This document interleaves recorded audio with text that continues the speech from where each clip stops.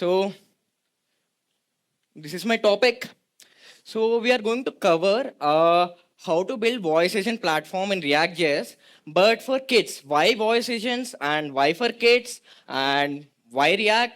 That's going to be covered in the next slides. So let me tell something about me first. So yeah, I'm the co-founder of TalkGency. So when I left my job, we started our own agency, and we do marketing for brands on TikTok. And I manage the tech park, and my co-founder is sitting here. And we have a team of 20 people and growing strongly. And that's something about me. And I don't have any specific tech stack that I'm into or something. I build anything, whatever that's required, whether it's voice, front end, back end, whatever you say. Like I'm the go-to guy. So yeah, I have to definitely introduce my cat because he knows all the NV variables that I have. So the project that I'm going to explain needs his permission. So yeah, let me first tell you a bit on how did I even come up with this project? Why did I have to? So just to clarify, it's not my own personal project. It's a project that came to my agency, and the story of how did I get it is also pretty interesting.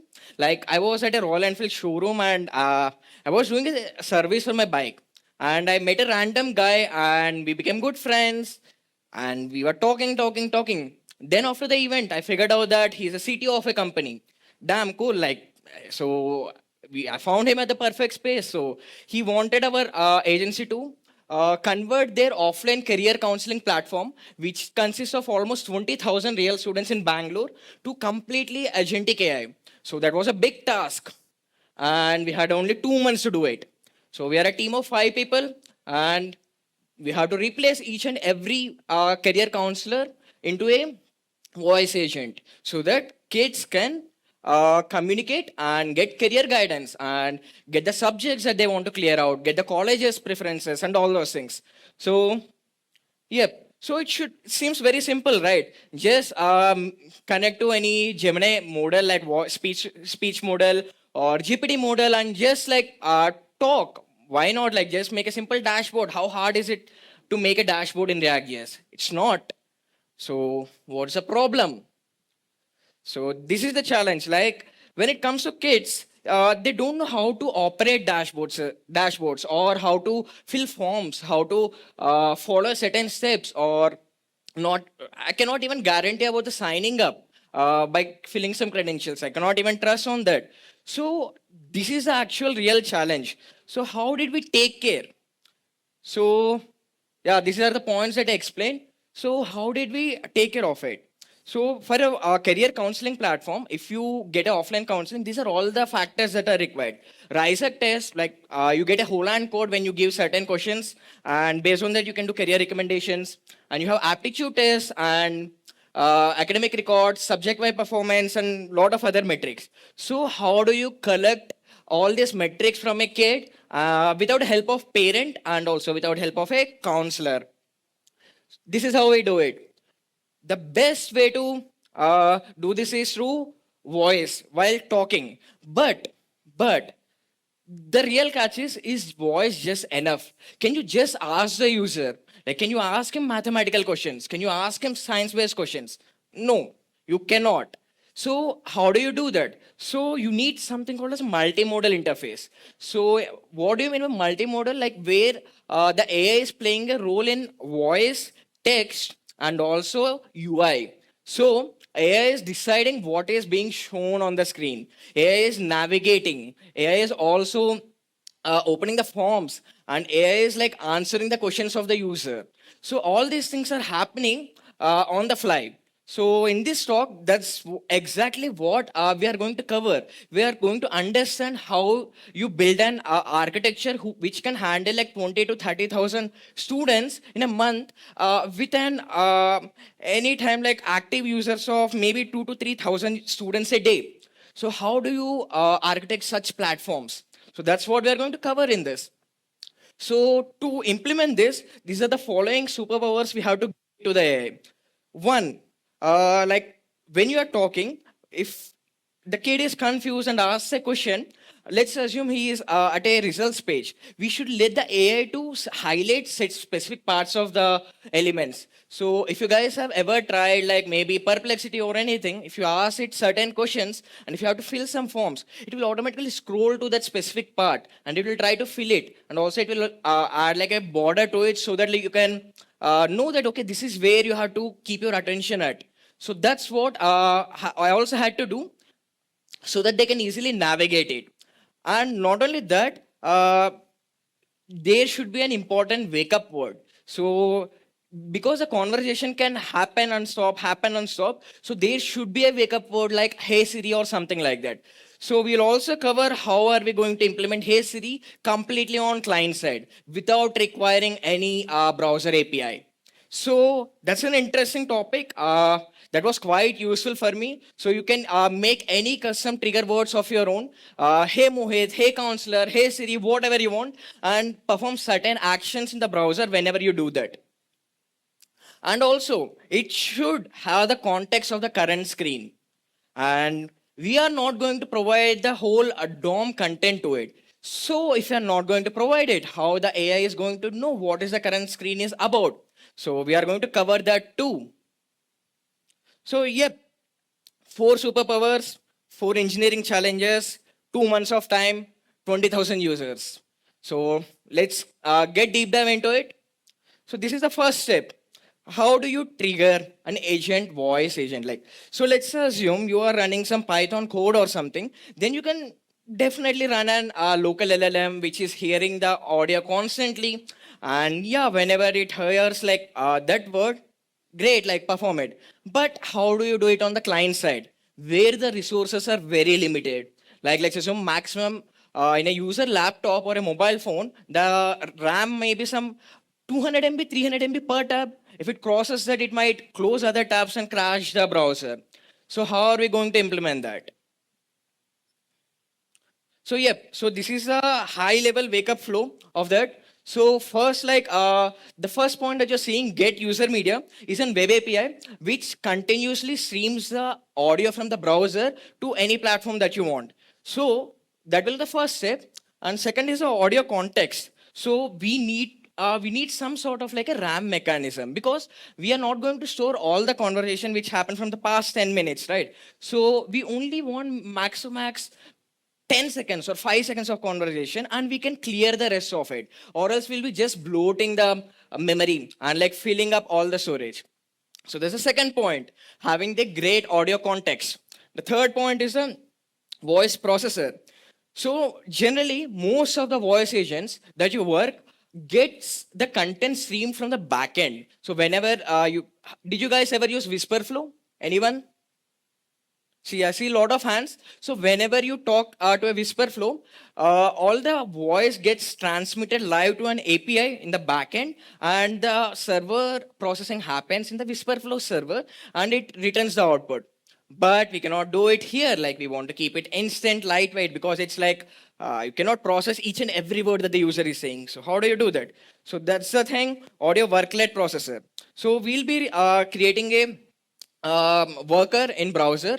You might know service workers for sure. Service workers are something where you can run certain part of the code in the background even when the tab is closed. So we are going to utilize the power of service workers and try to hear the conversation and do the process. So whenever the wake up word is called, we are going to trigger LiveKit track. What is LiveKit? We are going to come onto it like in the coming slides. But for now, what we focus on is like how do you trigger a function whenever a word is said. That's what like Pico Voice supports. It's not a sponsored one.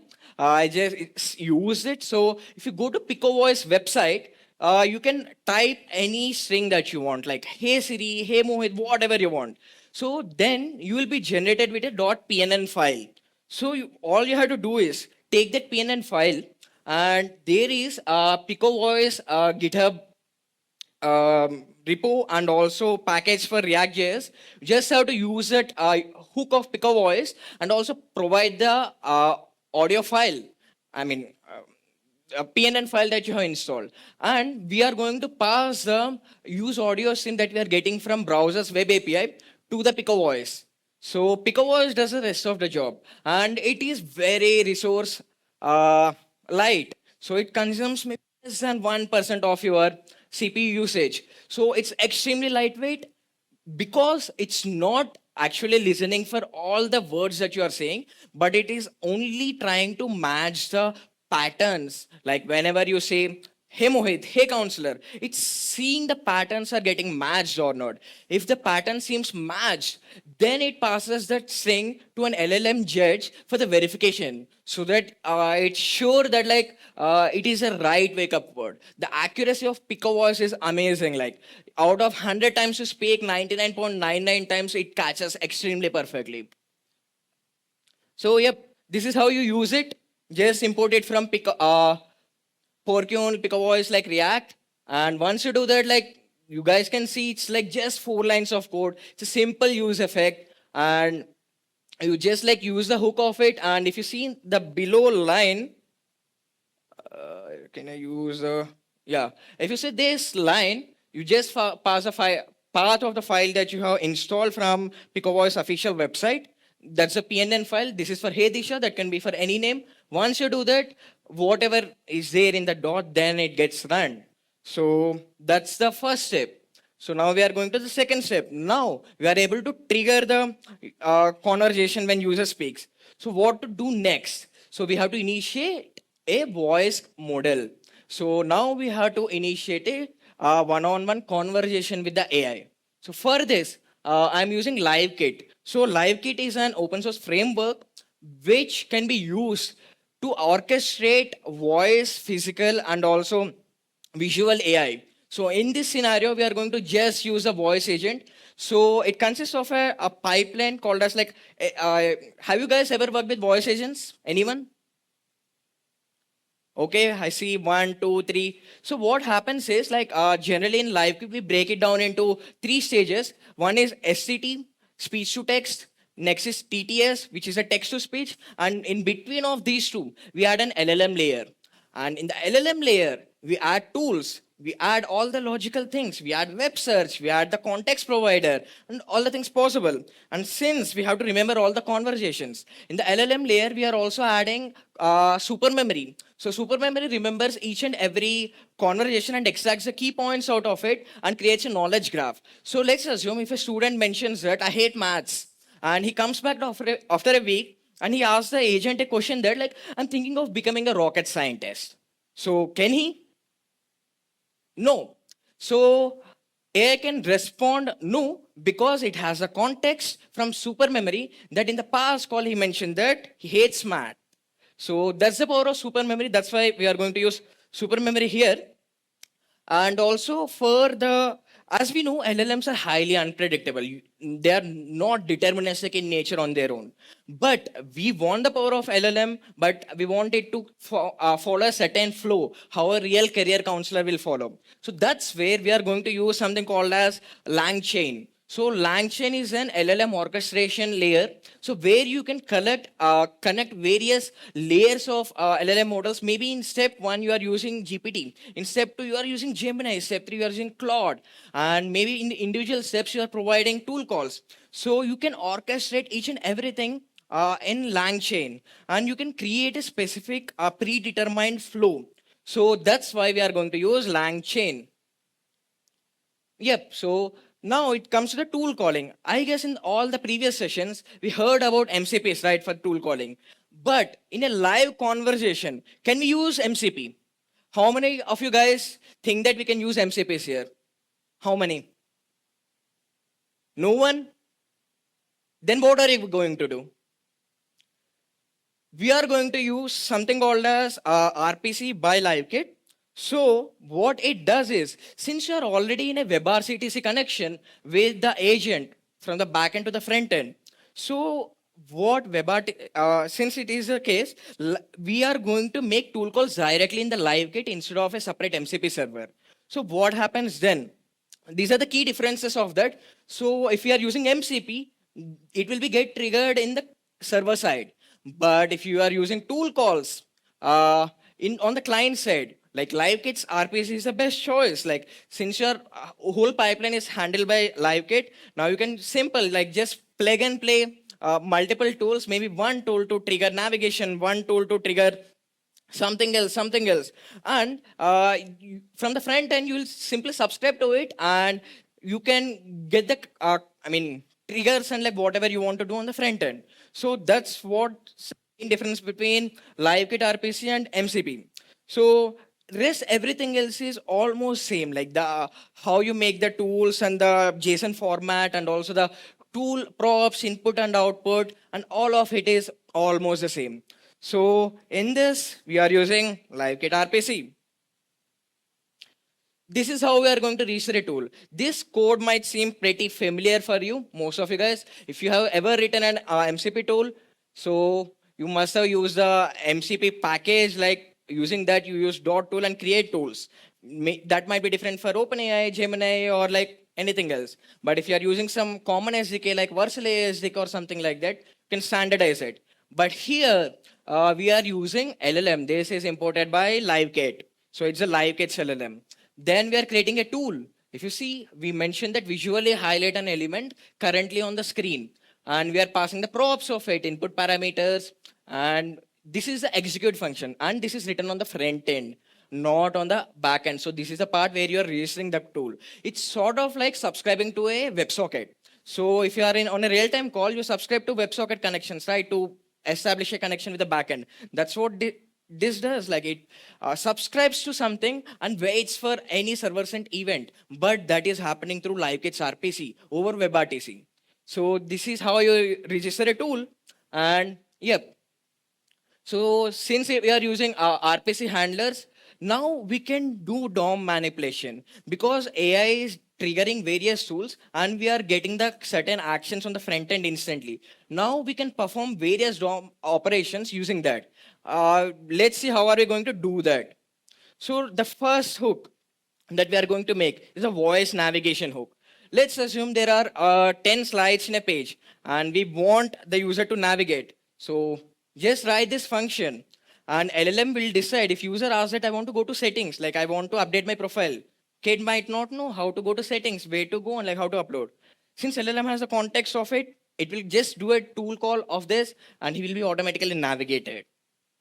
And this is the most important thing. How is the LLM going to know what's on the screen currently? Because we cannot provide that DOM directly because it will be too messy and we can get unwanted inputs from the LLM. So we create a high level JSON layer. It's a, you can use any state management like Redux or whatever you want.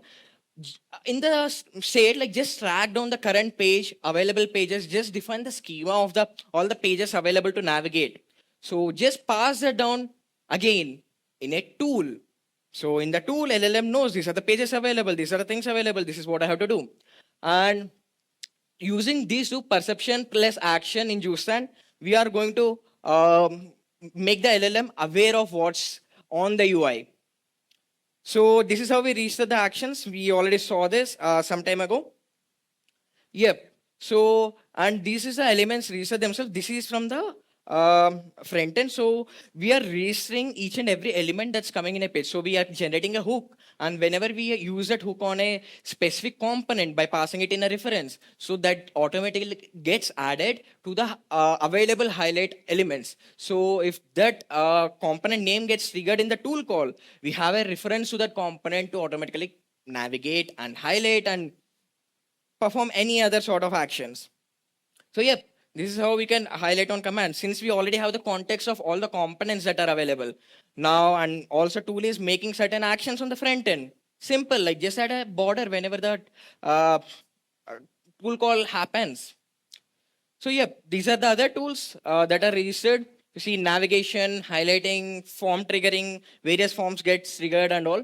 So this is the, yeah, I went to the, yeah. So how it all syncs. So there are multiple layers in this monorepo. First of all, this is a monorepo. In this, there is Python code. There is also a little bit of React Native. There is a little bit of React. And there is a little bit of Tanstack Start. And also there is JSON, front end, lot of various services. So all of it is getting managed in a monorepo. And since we want to scale it, so everything is serverless, built on Cloudflare's infrastructure. So all the workers, workflows, queues, everything pay as you go and highly scalable. So quick check-in, guys. Like, because we are after the lunch, just wanted to know how many people are actually awake and listening. Can you guys raise a hand? Whoever are awake, like, can you raise a hand? I see lot of hands. Lot of hands. I'm surprised. Cool. Again, quick hello from my cat Coco. I cannot miss him. I got some points to input him. So yeah, I know it's a React talk, but I want to introduce a bit of the backend too. How is it happening? So for the backend, we are using LiveKit, LangChain, and LangSmith for the analytics. I'm going to rush through these slides because we're running out of time. And LangChain is for the orchestration. We covered it. And managing multiple services, we are doing it using monorepo. Uh, so this was a structure of that specific monorepo. So I cannot show the all the files, but these are some things I can show, and I cannot even show the project because there is an NDA, blah blah blah. So these are the various services that are and we are sharing a lot of packages between because like since there are UI components that should be triggered across like front end and also back end should know and also Python service should know.